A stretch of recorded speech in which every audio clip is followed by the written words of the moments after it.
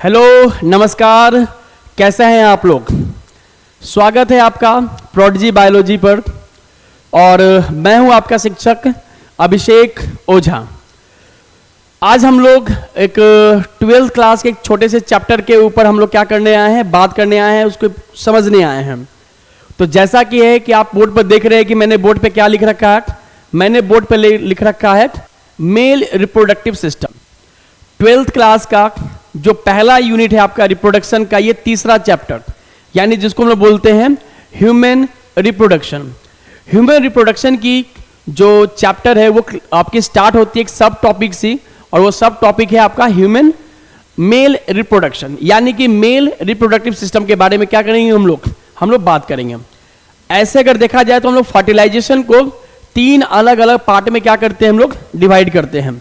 यानी कि पहला हो गया आपका प्री फर्टिलाइजेशन इवेंट, दूसरा हो गया फर्टिलाइजेशन इवेंट, और एक होता है आपका पोस्ट फर्टिलाइजेशन इवेंट। यहां पर हम लोग तो प्री फर्टिलाइजेशन की बात नहीं करेंगे, क्योंकि प्री फर्टिलाइजेशन में हम लोग गैमेटोजेनेसिस के बारे में बातें करते हैं, यानी कि गैमेट का फॉर्मेशन, जो कि आपके पहले चैप्टर में ही बता दिया जाता है रिप्रोडक्शन इन ऑर्गेनिज्म में, कि गैमेटोजेनेसिस का मतलब क्या होता है।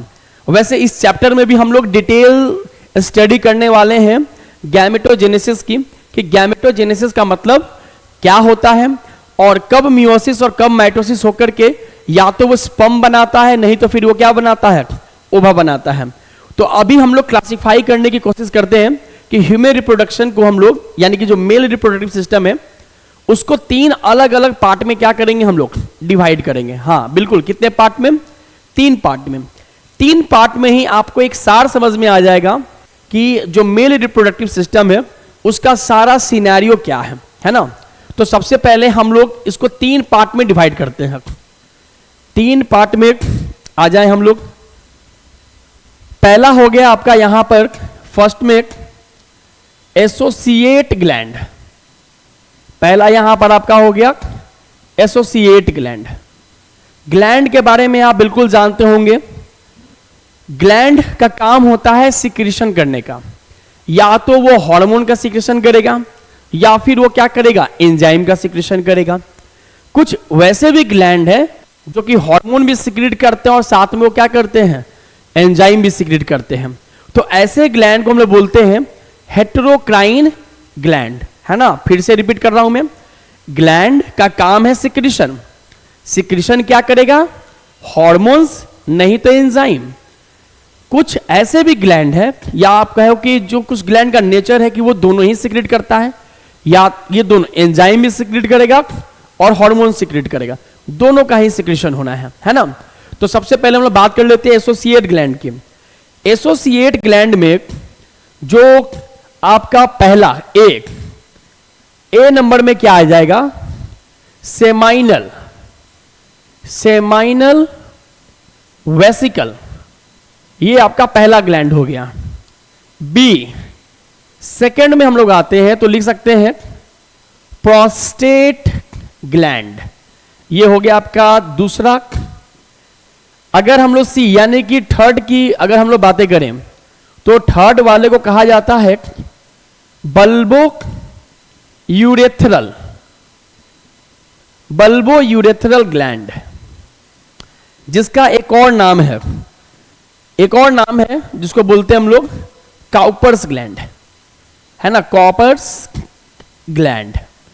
तो यह 3 ग्लैंड जो हो गए आपके ह्यूमन रिप्रोडक्टिव यानी कि मेल रिप्रोडक्टिव सिस्टम के ये पहले पिलर्स हैं, कि हमें यह जानना है कि इसमें कुछ क्या होते हैं, एसोसिएट ग्लैंड होते हैं।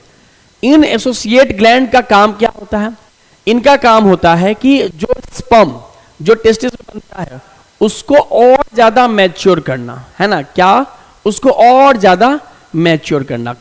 तो ये रहा इसका पहला पार्ट, यानी कि एसोसिएट ग्लैंड। फिर इसको हम लोग अब दूसरे पिलर की तरफ जाते हैं। ये तो हो गया।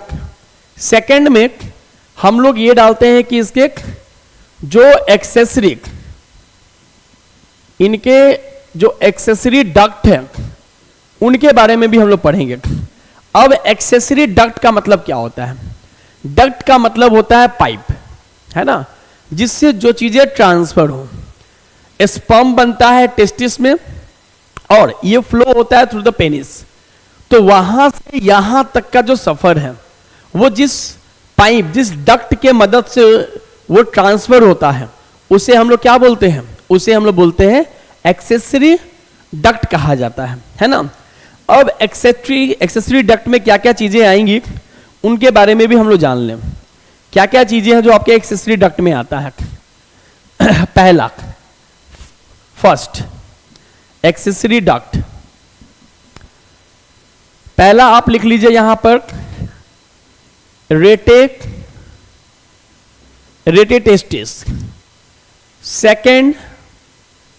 सेकंड आपका आ जाएगा वासा इफरेंसिया। थर्ड आपका हो जाएगा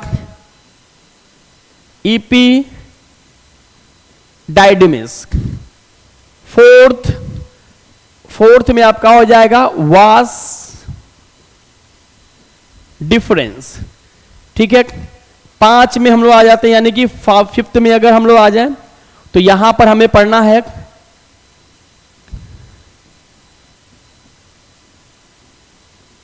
ये हो गया आपका इजैकुलेटरी, इन्हें डक्ट कहते हैं। 6 में हम लोग आ जाएं तो 6 में इसको कहा जाता है, 6 में आ जाएगा आपका यूरेथ्रा। 7th में लिखेंगे यूरेथ्रल मीटस और आपका 8 नंबर में आ जाएगा पेनिस। ठीक है बाबू, यानी कि ये हो गए आपके टोटल एक्सेसरी डक्ट हो गए। डक्ट यानी कि स्पर्म बना आपका टेस्टिस में and now it reaches toward the penis. The medium which comes between the testis and the penis are considered as an accessory duct by which the sperm will going to be transported. इसमें से आपका जो epididymis है, epididymis, this is one of the most important duct in accessory, where the sperm will going to be stored, the sperm will going to be death. मतलब उसकी जो viability हो खत्म होती है कहां? इपीडाइडेमिस के अंदर ही खत्म होती है। तो ये हो गया आपका एक्सेसरी डक्ट। अगर एक और सिग्नल की, अगर एक और सीन पे अगर हम लोग बात करें, है ना, इसको अगर हम लोग अलग कर दें, अलग, तो हमारा जो थर्ड जो हो जाएगा, है ना, थर्ड आपका है नेसेसरी। हम लोग इसको यहां पर लिख सकते हैं, इसको ऐसे बॉक्स कर दे, बॉक्स बना दिया जाए, बॉक्स। इसमें जो आपका सबसे नेसेसरी अगर कोई पार्ट है तो वो हो जाएगा टेस्टिस। वो हो गया आपका testis. Testis is one of the necessary part in human male reproductive system because it secretes or we can say that the place where the sperm will going to be formed. तो testis ऐसा जगह है जहां पर क्या बनता है? Sperm बनता है। और स्पर्म और कुछ नहीं है, sperm is just kind of the immature, हम उसको बोल सकते हैं इमैच्योर फ्लूइड है जो टेस्टिस के अंदर बना। फर्दर जाकर के स्पर्म को मैचुरेशन में आना पड़ता है। मैचुरेशन कहां होता है? डक्ट के बाद ग्लैंड में, है ना। तो ये रहा आपका मेल रिप्रोडक्टिव सिस्टम का एक ओवरव्यू कि हमें मेल रिप्रोडक्टिव सिस्टम से क्या क्या क्वेश्चंस आ सकते हैं। आप ये जो एक्सेसरी डक्ट देख रहे हैं, है ना, it will going to be your NEET questions regarding, जब क्वेश्चन आपका पूछेगा path of the sperm from where to where, तो आपको यह बताना पड़ेगा कि ये रेटेड टेस्टिस से शुरू होता है and it end at the penis. Urethra considered as the common path. तो उम्मीद है कि आपको मेल रिप्रोडक्टिव सिस्टम के आपके जो कुछ पार्ट्स हैं वो आपको समझ में आए होंगे, है ना। इसी तरह से वीडियो को समझने के लिए, इस सारे लेक्चर को समझने के लिए आप हमसे बने रहिए। तब तक धन्यवाद, थैंक यू।